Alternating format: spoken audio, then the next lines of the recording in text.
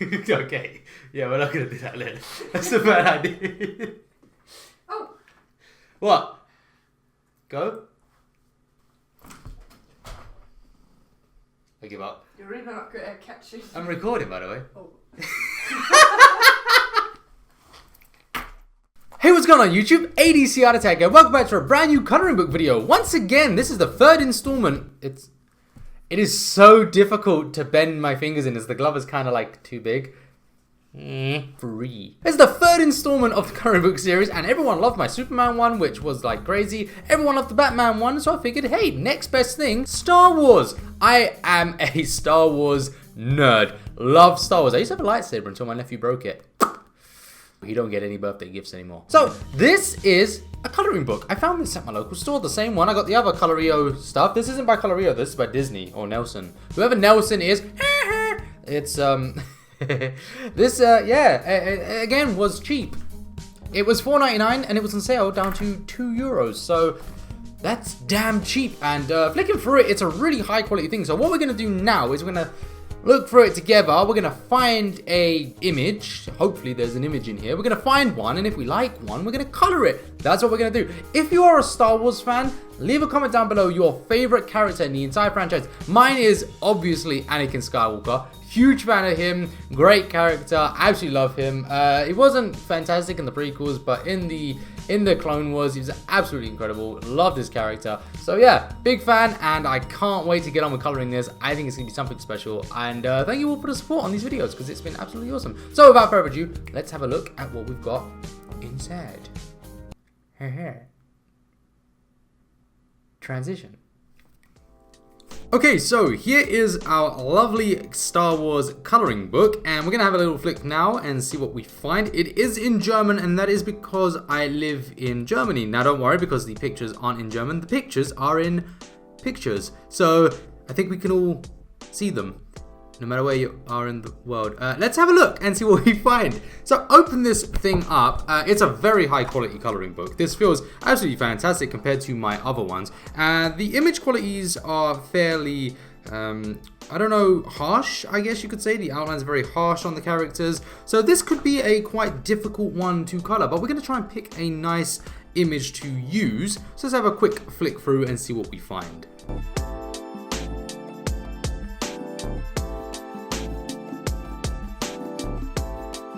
Okay, so right now we found a pretty good image. This is probably the best, most dynamic image that is in this book, and it's absolutely fantastic. The only criticisms I have in it are Darth Maul himself. I don't like the way he looks at all. Big fan of the way Qui-Gon looks over here. The background will be an absolute nightmare to do, but big fan of that. I think he looks fantastic. I don't like the way he looks. However, this is where the problem comes. If we flick to the other side, we have Darth Maul, by the way, is like one of my favorite characters of all time. Absolutely love him. But if we flick to the other side of this, we have an incredible Darth Maul image right here. It looks absolutely fantastic. This one sort of looks, what the hell is going on there? He looks a bit weird. What is this? But yeah, so right here, there's a tea bag. So right here we have an incredible Darth Maul image, but unfortunately it is directly on the back of this one. So now I'm at a crossroads. What do I do? On the one hand, I really want to color this one. On the other hand, I really want to color this one. But if I color this one, I kind of have to do this one, right? Crap. I think what we're going to do is we are going to color Qui-Gon right here. And at the end of this video, I'm going to leave the decision up to you guys to leave a comment down below and vote whether you'd like to see this one versus the Qui-Gon, or you would like to see this one, which I personally think is the better image. However, you may prefer to see the full image of these two fighting. So with that said, let's get on with coloring, and I do hope that you enjoy my Qui-Gon Jinn, colored by me. Okay, so starting things off, I was having a bit of trouble trying to flatten this thing out. It was quite folded in the middle, so a little bit of a nightmare squishing it down, but we got there in the end. And I decided, looking at it, that it needed a little bit more. There was a little bit more that this could use in terms of details. So I decided to get my fine liner out and just add a few minor changes. I didn't want to change from the image itself too much. I feel that as these are taken directly from source materials and things like that, I'm not actually sure where the source material is, but I know that it is common practice for them to take source material from, say, a comic strip or something like that, so I don't want to change it too much just out of respect for the original artwork. However, I do want to make it my own along the way.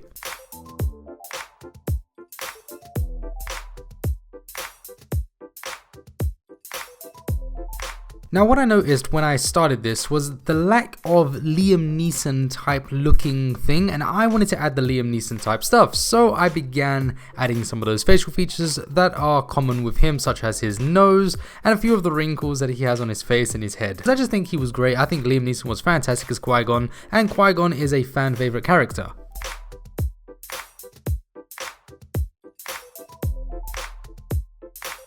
Now, as I was working without a reference here, I didn't actually have any reference for this. I don't actually know where this is from. I do know the fight scene, obviously, but I don't have a reference for this image in particular. So I was just trying to mess around with light sources as we go throughout this drawing, and I do change my styles up a little bit as we get on with it. So in my mind, I had already decided what kind of style I was going to go for, and that was the sort of graphic comic book type novelization thing that they do. I think you'll understand by the end of the drawing what I'm talking about. I really don't know what the style is called, but it is a style that I've seen quite regularly and it looks cool. So I tried to mirror it. Obviously, I don't have a reference for this, so for the most part, well, in fact, for the complete part, I was freestyling this entire thing, and this is a style I've never done. This is something I've never done before, and as I am new to doing comic book artwork, this is a great adventure for me. Coming off the back of doing anime artwork, it's very different, and I am so enjoying the process of doing this and letting you guys just watch as I learn and grow alongside you.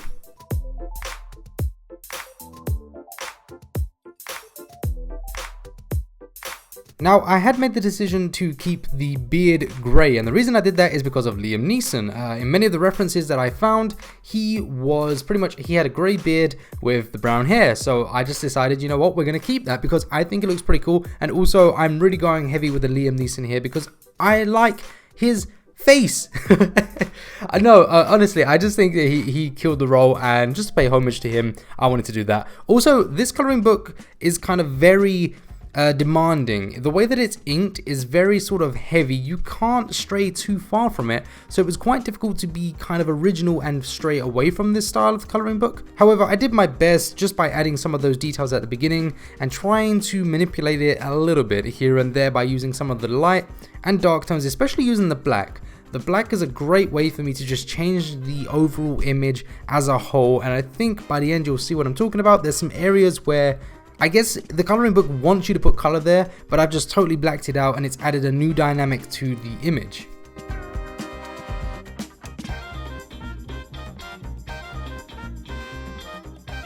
During this video, once again, I'm using my Pro and brush markers. Now, these are by the same company, Winsor & Newton, and again, the reason I use these over, say, Copic markers, which a lot of people recommend that I do use, I do own Copic markers, and I rarely use them, but the reason I don't use them is because I don't have the full selection, and I never will because they cost too much money.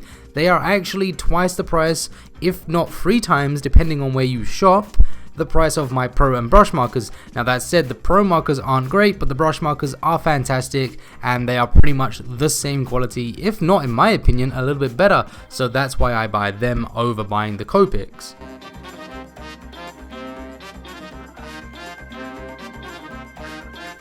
Now unfortunately, I didn't have the color for the, I don't know what it is, the Turek? I'm not sure what you call it. It's the Jedi's clothing. I didn't have the correct color for it. Well, I did have the correct color for it, but it's kind of run out of ink. So I had to improvise. So what I did was I got the base skin tone that I used, which was the vanilla, and I just went over it again with gray. And that was pretty much it. It really washed it out quite heavily and just gave me a nice color for the clothing, which I think worked pretty well. Also, if you do want to know the colors that I'll be using in this, I will link to the best of my knowledge all of them down below in the description. I'm sorry if I can't list them all because honestly I flip-flop between so many colors and I just work on the fly. I don't really think about what I'm doing. I don't have a structure. I just kind of grab whatever's at hand and just go with it. I don't really do any practices or anything like that. I just kind of grab whatever looks good and I just work with it straight away. And you know, it's the best way to do it. Sometimes it works out, sometimes it doesn't work out. There are a few mistakes here and there, but for the most part I just enjoy doing it. I mean, I enjoy art, and I think that's the key thing. As long as you're enjoying it,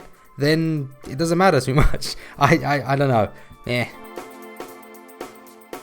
The paper quality of this coloring book is actually pretty good, to be honest. It's much better than the quality of the other ones, but coming off the back of doing them, I was a little out of practice with this, and I'm not going to blame the paper for anything that I do here. The paper wasn't terrible, and it was quite easy for me to use. As I say, it is different from the other ones. It is different to what I'm used to doing, and obviously trying new styles out. I don't know. I liked it, actually. I did enjoy doing it. I will have to have a look at the back of this by the end of the video, and we'll see what the damage is, but yeah, so far so good. I like the paper.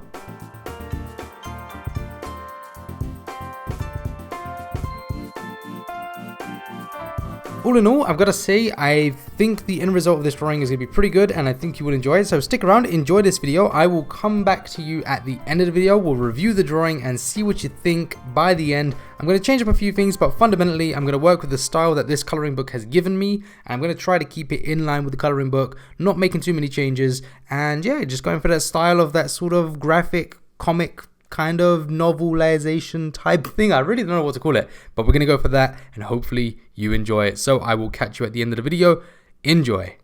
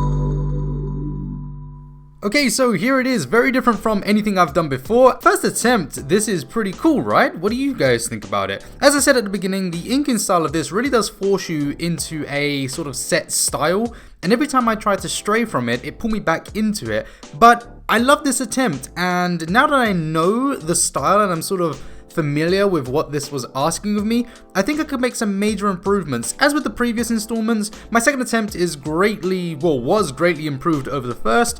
I believe the same thing could happen with this one if you really would like to see me try it again. There were multiple challenges along the way with this one, however I gotta say the paper was not one of them. The paper was pretty good, it did take a little bit of time at the beginning just to sort of get the rhythm of it. This was very much out of my comfort zone. It was a very different and very difficult style for me to attempt. So yeah, it was quite the challenge and was quite uncomfortable, but in the end, I did have fun with the whole process of it, and I hope that the style I went for does show through here. I hope that you did like it, and don't forget today's questions. If you are a fan, who is your favorite Star Wars character? And also, would you like to see me continue the other side of this sheet of paper, or would you prefer to see the Darth Maul that we had on the back side of it? And before I sign off, I actually have one bonus question for everyone right now. Color or color? Leave your comment down below. I'll see you in the next video. Take care.